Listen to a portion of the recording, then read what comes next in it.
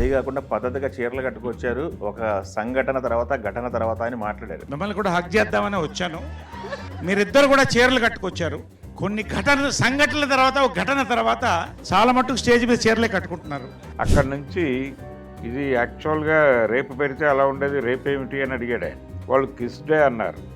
అనగానే మళ్ళీ ఈయన దాని మీద ఒక జోక్ పేల్చి శివాజీ గారికి మద్దతు అని, లేకపోతే శివాజీ చెప్పిన దాని తర్వాత మార్పు మొదలైంది అని చెప్పేసి అది కాంట్రవర్సీ అయిన నేపథ్యంలో మీరు జాగ్రత్తగా ఉన్నారు అనకుండా అది జనాలకు ఆటోమేటిక్గానే కనెక్ట్ అయింది. దానికి సంబంధించినటువంటి రియాక్షన్ అక్కడే కనిపించింది. అయితే విచిత్రంగా ఈయన ఏది నేపథ్యంగా తీసుకున్నాడో శివాజీ గారి ప్రసంగాన్ని,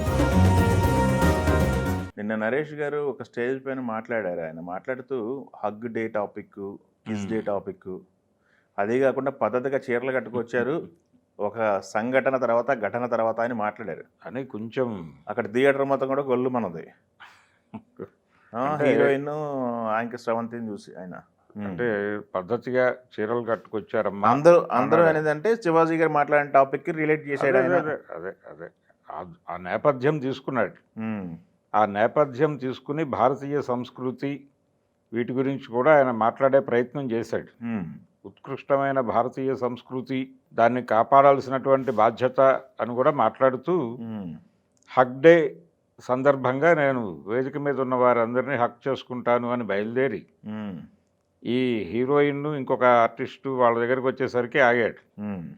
ఆగి ఇది సాంప్రదాయం కాదు కాబట్టి నేను ఆగుతున్నాను అని చెప్పి చీరలు కట్టుకున్నందుకు వాళ్ళిద్దరిని అభినందించి ఆశీర్వదించి అక్కడి నుంచి ఇది యాక్చువల్గా రేపు పెడితే అలా ఉండేది, రేపు ఏమిటి అని అడిగాడు ఆయన.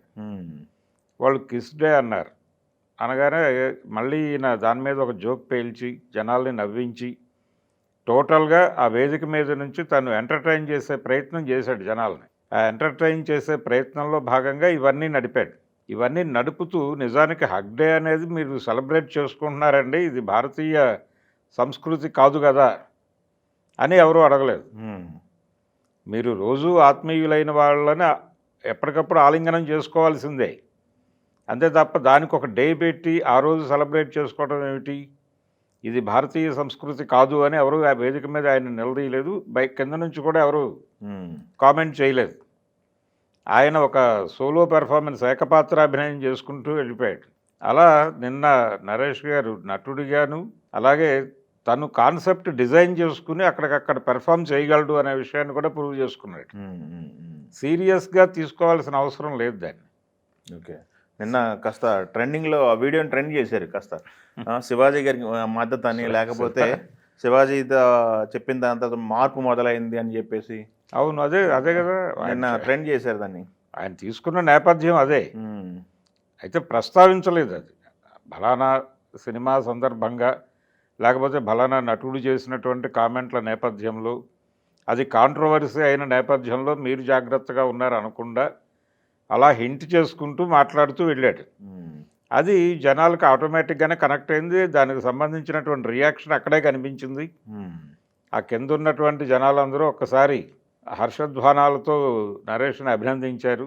కాబట్టి ఆయన మార్పు మొదలైంది అనే పద్ధతిలో ట్రెండ్ అవటంలో తప్పేం లేదు. అది అలా కనెక్ట్ చేశాడు. అంటే పాజిటివ్గా కనెక్ట్ చేయటం అంటే ఇదే. ఈ మధ్యకాలంలో ఒక వేదిక మీద నుంచి ఒక అభ్యంతరకరమైనటువంటి పదాలు వాడుతూ పాట పాడి సినిమాని కనెక్ట్ చేయాలి ఆడియన్స్తో అనేదే మోటో. అక్కడ కూడా వైరల్ చేయాలి, వైరల్ చేయటం ద్వారా సినిమాకి జనాల్ని రప్పించాలి అనే వ్యూహంలో భాగంగానే చేశారు. అది ఆ విన్యాసం అది మిస్ఫైర్ అయింది. మిస్ఫైర్ అయ్యి థియేటర్ వైపు చూడటానికే జనాలు భయపడే పరిస్థితి తీసుకొచ్చింది. కాబట్టి ఇది అలా లేదు, ఇది గౌరవప్రదమైనటువంటి ఇన్విటేషనే ఇచ్చాడు ఆయన. కాబట్టి ఇది డెఫినెట్గా ఈ గౌరవప్రదమైనటువంటి ఇన్విటేషను సినిమాకి కూడా ఉపయోగపడుతుంది. ఆయన ఏ ఫంక్షన్ వేదిక మీద అయితే మాట్లాడాడో ఆ సినిమాకి ఉపయోగపడే ధోరణిలోనే ఉంది.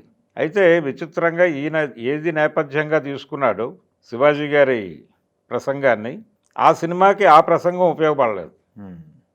అది ఆ సినిమాని కొంత డిస్టర్బ్ చేసింది అని ఆ డైరెక్టర్ గారే బాధపడ్డారు తర్వాత. సో నిన్న నరేష్ గారు ఒక డిఫరెంట్ బ్యాక్డ్రాప్లో మనం ఎంగేజ్ చేయాలి థియేటర్ని అనుకున్నాడు, ఎంగేజ్ చేశాడు, ఇబ్బంది పెట్టలేదు. ఓకే, గౌరవప్రదంగానే నడిచిపోయింది. జనాలు కూడా బాగానే కనెక్ట్ అయ్యారు.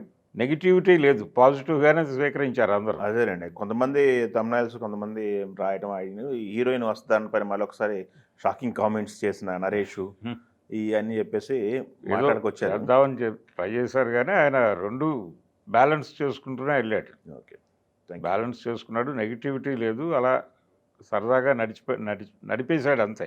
అదేనండి. కాబట్టి తను సమర్థవంతమైనటువంటి స్క్రిప్ట్ రైటర్ కూడా ఉన్నాడు తనలో.